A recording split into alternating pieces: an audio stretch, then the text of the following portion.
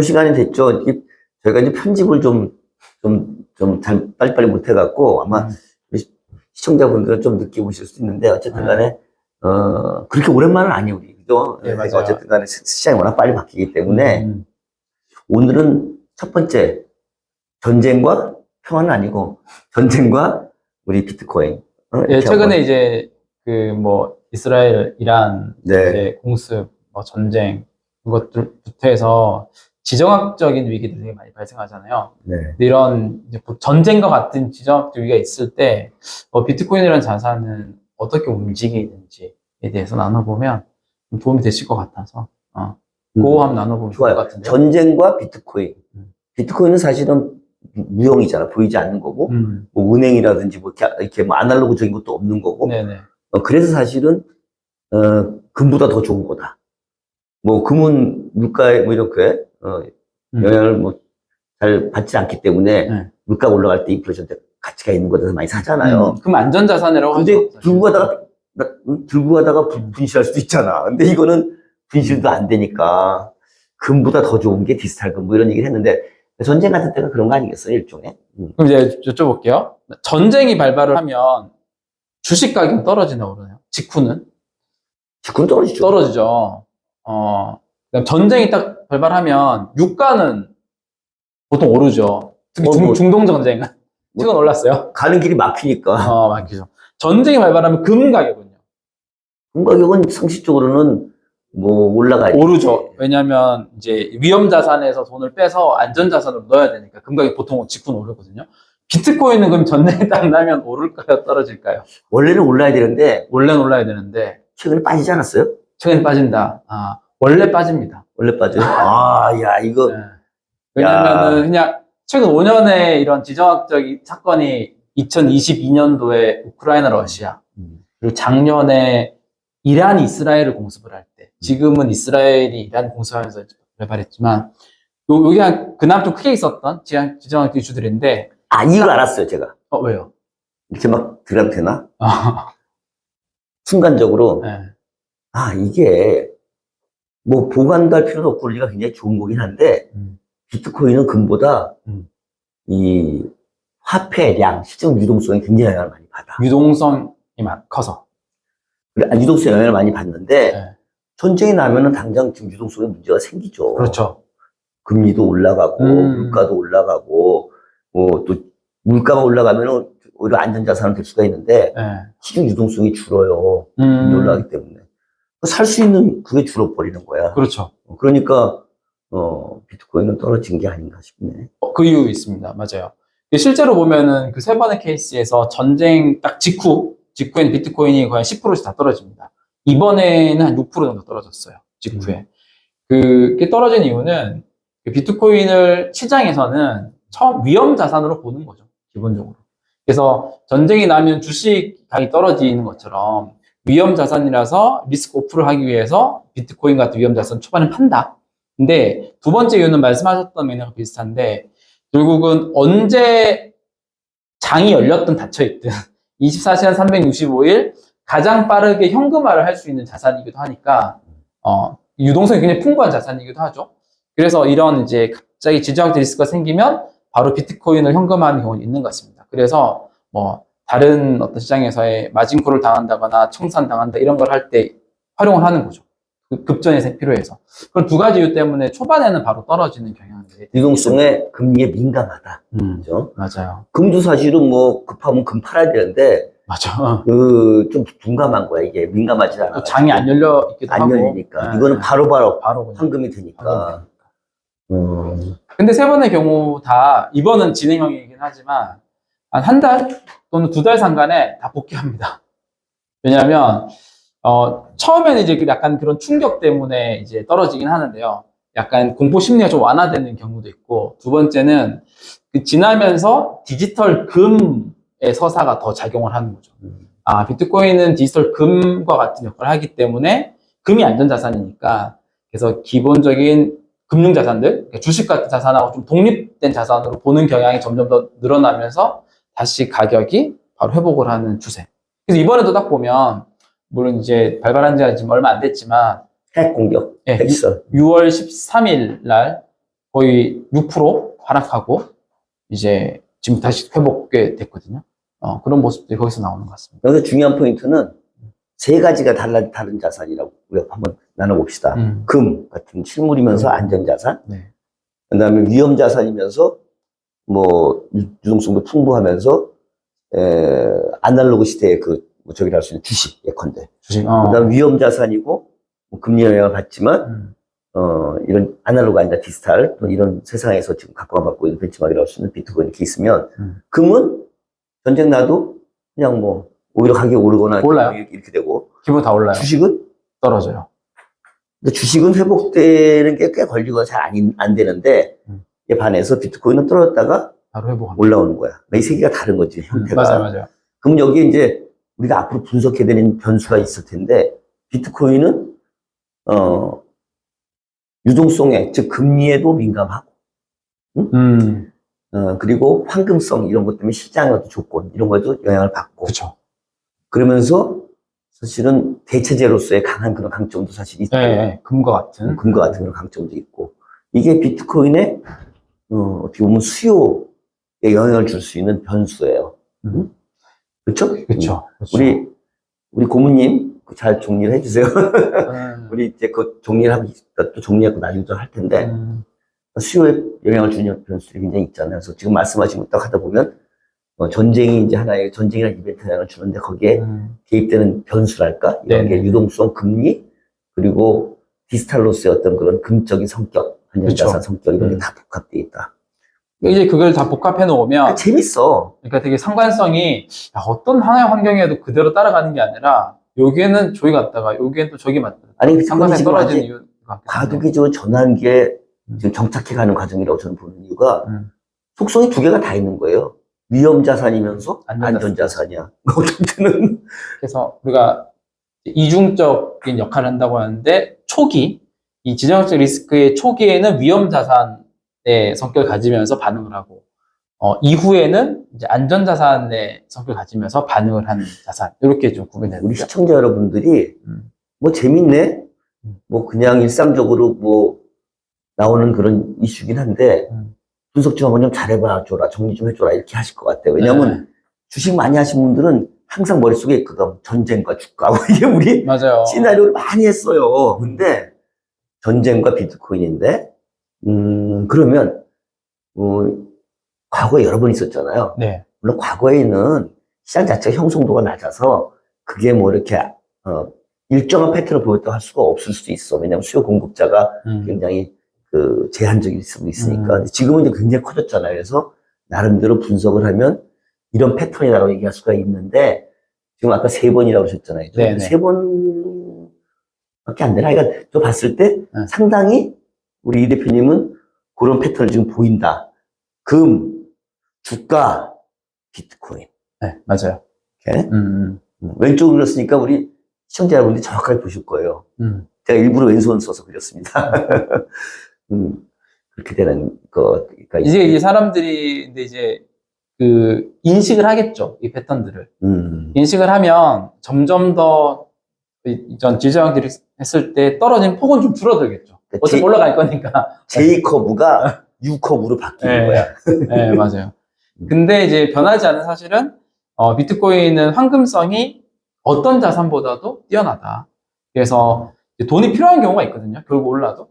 이제 그래서 이제 아마 비트코인에 대한 매도 추세는 초기에는 늘 존재할 수밖에 없다. 이렇게 좀 생각이 되긴 합니다. 근데 그것도 이제 사실은 분포하고도 관련이 있을 것 같아요. 그러니까 우리 또 고모님들 여기 계신 도사시지만 우리 주식도 처음에는 개인들이 많은 그런 장이 되면 굉장히 변동성이 크잖아요. 근데 이제 법인장이 되면, 기관투자장이 되면 상당히 그게 이제 스무딩 되면서. 왜냐면 법인들은 대체로 개인보다 훨씬 더 장기 보유를 하니까 비트코인도 지금 커지면서 이제 법인들이 들어오죠. 지금 뭐 ETF 국가라고 여러 가지 뭐 해서 법인 장으로 좀 바뀌어가는 거 아니에요? 네네. 그럼 그럴수록 아마 더 이렇게 초기에 막 출렁출렁하는 것도 좀 완화될 수도 있을 것 같다. 맞아요.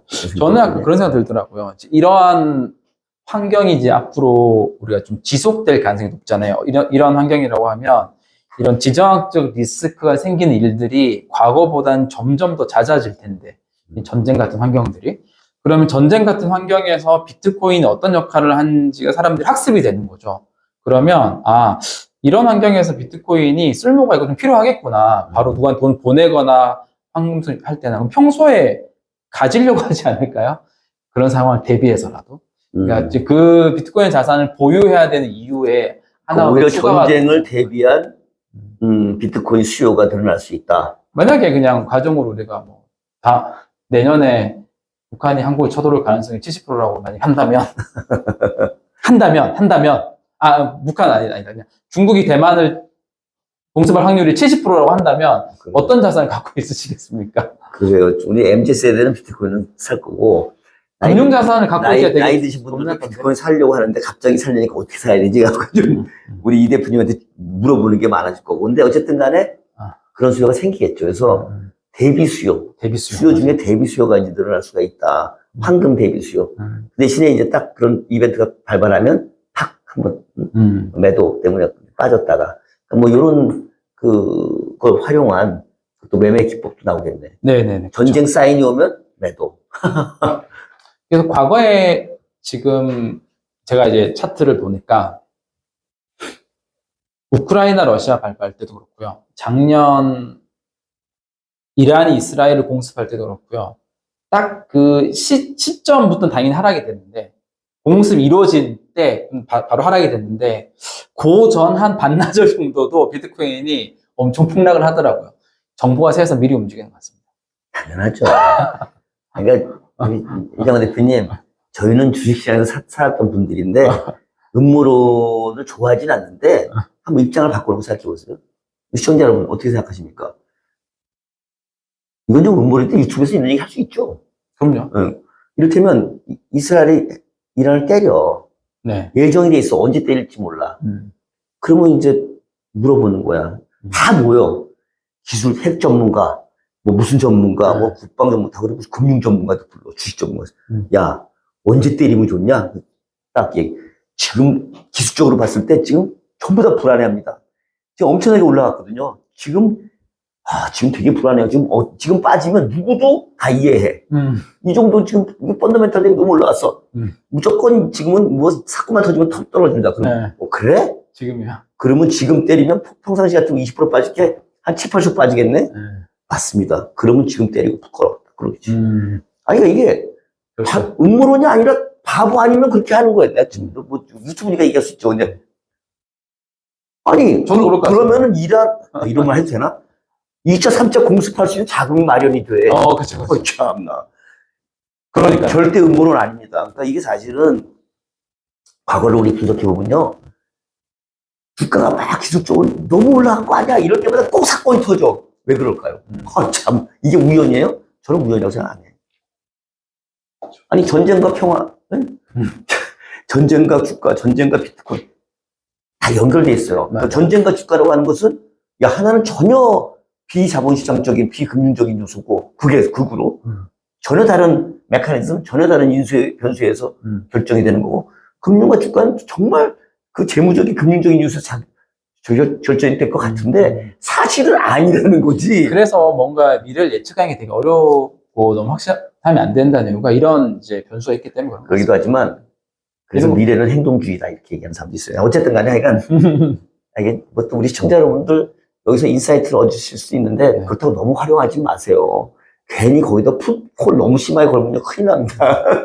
여기 또 우리 고문이 듣고 보니까 진짜 전쟁 자금을 확보할 수 있겠네요.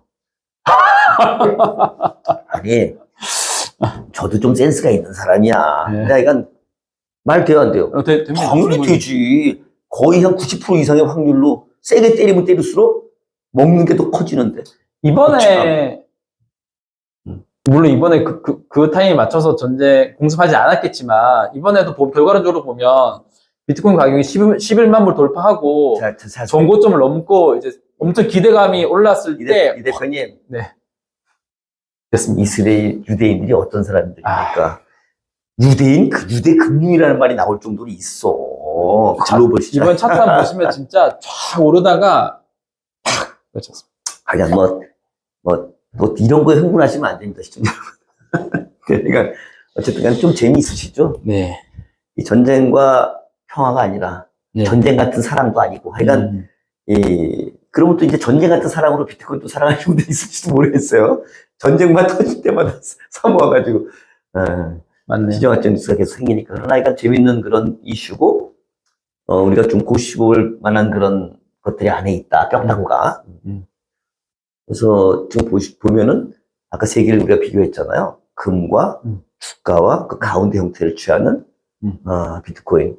처음에는 위험자산으로 인식되지만 지나고 보니까 야 이거 위험자산이 아니고 그렇죠. 이거 뭐 금 같은 디지털 금 같은 자산이 아니야. 예를 들면 러시아가 우크라이나 침공했을 때도 팍 빠졌잖아요. 그렇죠. 근데 보니까 미국이 그래서 어떻게 했어요? 스위프트 시스템에서 러시아 은행을 다 터뜨리겠잖아. 네. 축출. 그러면 이제 돈이 안 돌아가고 돈을 갖다가 저기 안 되니까 다 러시아가 은행 파산하면은 아마 손 들고 항복할게. 알았어. 우리 협정 맺자 이렇게 나올 줄 알았는데 그냥 어렵긴 했지만 다 들어갔잖아. Why? 지갑이 다 있어. 은행 없이도 막 다 결제하고 송금하는 거야. 그러니까 야 이게 이 블록체인 기반화해서 이런 게 장난 아니네.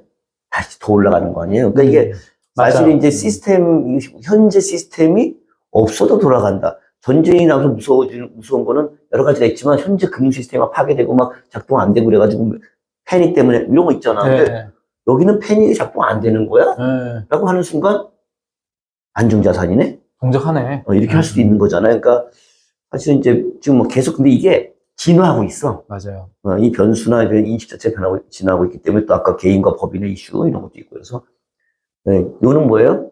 우리 시청자 여러분들이 계속 보셔야 돼요. 이 대표님께서 얘기하실 거고. 그래서 앞으로 이제 그런 일들이 계속 빈발할 거다 이렇게 말씀 주셨는데 네. 그럴 때마다 그럼 어떻게 행동하면 좋을까요? 제가 투자자예요. 어떻게 제가 어드바이즈 해주시겠어요? 그러니까 어차피 이제 단타를 계속 거래하라 이런 건 아니고 이런 환경이 많으니까 그때 필요한 자산을 미리 자기 포트폴리오에 넣어라가 중요한데 특히 지금과 같이 우리가 각자 도생의 시대 이런 지정학적 리스크가 더 많이 생기는 시기에는 금 또는 금과 같은 생각을 비트코인 같은 자산을 자기 투자 포트폴리오에 일정 부분을 꼭 이제 담아야 된다. 이게 이제 좀 드릴 수 있는 조언일 것 같습니다. 오케이. 하여간 네. 오늘 또 재밌는 주제였던 것 같아요. 사실 뭐 그냥 쉽게 접할 수 있는 주제인데 내용이 좋았어요. 네. 감사드리고 하여간 시청자 여러분 고문님께서 아까 질문해 주셔가지고 네, 지정학적인 리스크가 계속 생기는데 그런 부분들에 대해서 우리가 좀 같이 민감하게 이렇게 보시고 나중에는 우리 고문님들이랑 같이 해가지고 제가 이 비트코인 포함한 디지털 자산이 또 영향을 엄청나게 주잖아. 지금 현재 네. 거기에 무슨 뭐 좀 몸담고 있는 주식들 뭐 요새 지역화폐 막 때문에 뜨는 거 보세요. 그러니까요. 이제 그다음에 무슨 뭐 영향 많이 받더라고요. 스테이크코인 뭐 발행 가능성이 있다고 막 뛰고 뭐 난리가 없어가니까 그러니까 이게 지금 사실은 좀 약간 오바지. 사실은 오바예요. 이게 수익 모델하고 직접적으로 연결은 안 된다고 생각할 수 있는데 길게 보면 다 사실은 틀린 말은 아니야. 그래가지고 우리가 그런 거 관련되어 있는 주식도 언제 한번 이렇게 위클리에 좀 분석도 한번 내드리고 여기 고모님들이 도사세요. 그래서 거기 이제 기술적 분석가라 또 실질적으로 어떤 변수들이 있는지 이렇게 한번 보면서 주가에 어떤 영향을 주는지 이렇게 보면 사실 그런 과정 속에서 사실은 이렇게 디지털 자산이라는 이 수평적인 자산 그리고 그 시스템이 지금까지 우리가 계속 몸담았던 수직적인 버티컬한 시스템 모든 은행 시스템 포함해서 주식시장 다 그렇잖아요. 이 두 개가 지금 같이 엮여갖고 섞어치기로 분석이 되는 거야. 그렇잖아요. 그죠? 맞아요. 그러면서 더 융합되고 새로운 상품들이 나올 수 있는 거를 우리가 방송에 같이 다뤄주고 해서 나올 수도 있어요. 네. 그렇게 되면 약간 좋은 일이죠. 그죠? 우리가 지금 뭐 이번에는 20분 일단 다 이렇게 했는데, 전쟁과 비트코인, 네. 전쟁과 가상자산 1편을 네. 여기서 일단, 좋습니다. 마무리하도록 하겠습니다. 예, 감사합니다. 네.